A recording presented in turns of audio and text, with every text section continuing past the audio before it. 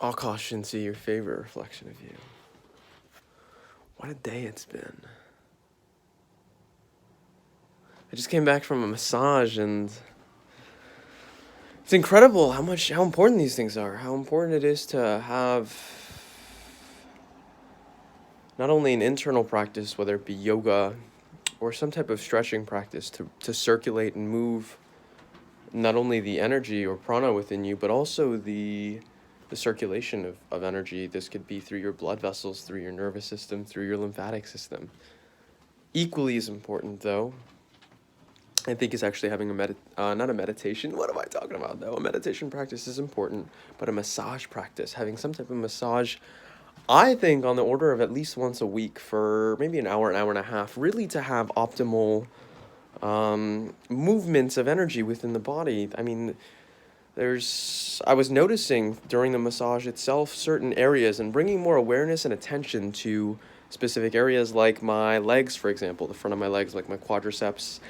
I recall when I was sitting quite a bit and doing a lot of like computer work, this specific part of my area, along with the backs of my quadriceps, really wasn't getting as much circulation as I would have hoped. And I was doing yoga pretty regularly. I was doing a lot of things. I was walking, hiking, etc. And even still, there wasn't a movement of circulation of fluids. Again, like I talked about, like blood, lymphatic fluids, as well as even just electrical signals in these areas. And I was starting to get pain. And this was something I've noticed not only myself, but my colleagues would talk about. So I highly, highly encourage others to, well, not only, obviously we have our stretching practices or yoga practices, etc. Equally as important, I think, is a massage practice. So check that out for you guys. I was doing a hot stone earlier today. That aside, lots of studying today and over the next couple days. The past week has just been boom, explosive all around. I really, really love it because it's showing me every single day more and more how much the awareness around me or everything around me is created by me.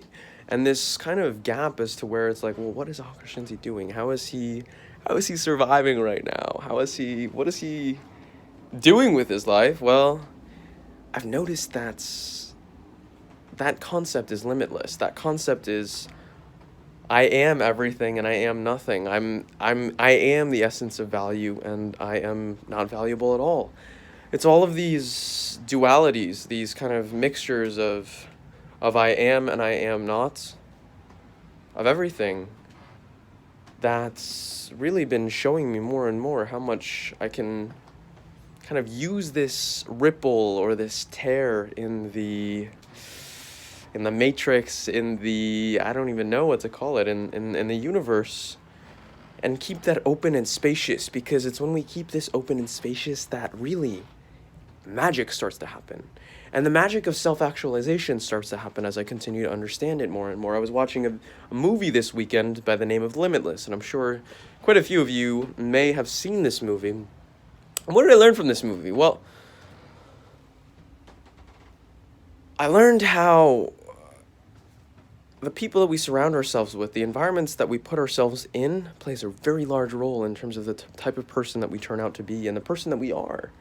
Additionally, I also learned that we have the ability, we are timeless beings. We are timeless spiritual beings, and so what we decide in the moments of today and the moments of yesterday and then the moments of tomorrow are all the same continuum. It's all the same time period, and I can communicate today with the past as well as the future.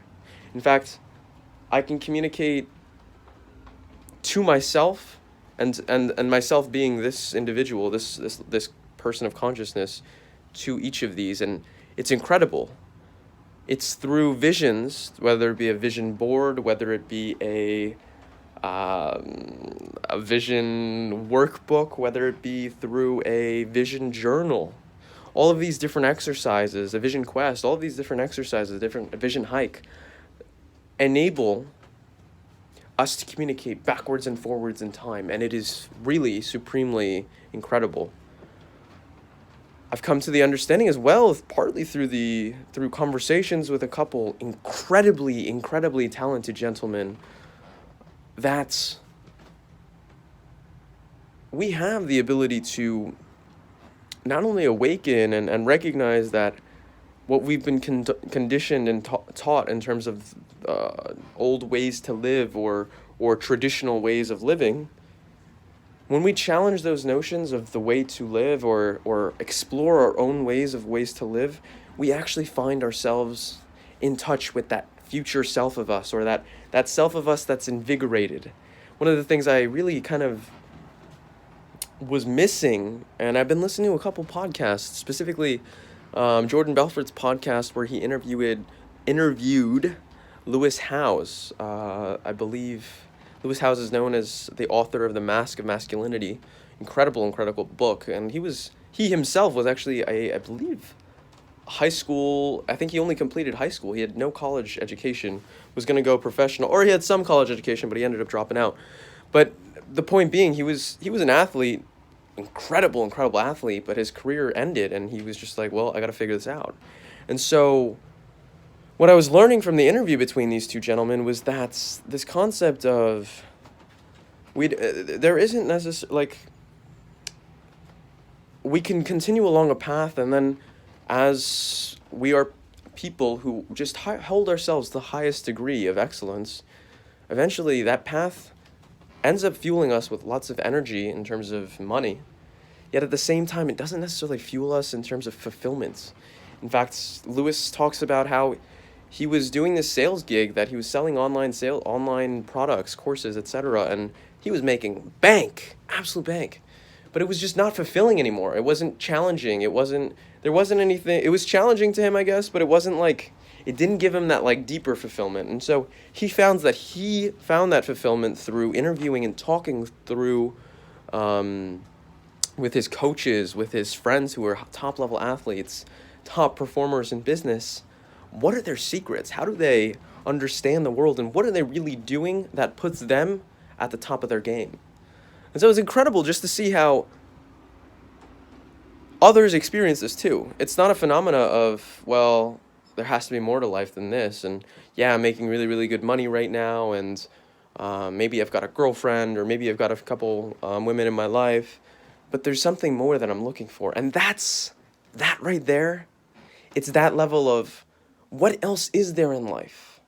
And willing to take that risk on yourself to discover it and explore it, because, well, we know how incredible explorers we are, and we know that no matter where we put ourselves, we always end up on top. So why would there ever be a reason to question ourselves, to doubt ourselves? We put ourselves in the best situations. So I leave you guys with this. These are a couple things that were on my mind today, and really just spurred through a lot of conversation, a lot of experience, and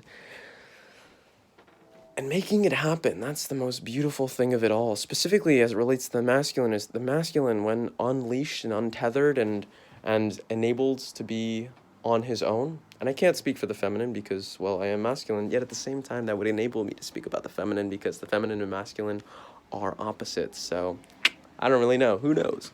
But as I'm saying it now, it's that true belief in the self to know that we make everything happen, and to trust in the universe, and to trust in our actualized self, and to trust more than anything in ourselves in terms of our daily actions as to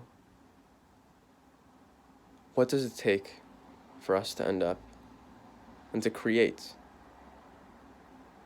that highest version of ourselves, and to show to others that all is an illusion, and we can live any way we choose. Be responsible with your decisions and choices, yet know that when you are value, the essence of value, and not valuable at all, money will flow through you, currency will flow through you, when you're aligned with nature. Keep up, thrive, stay sexy.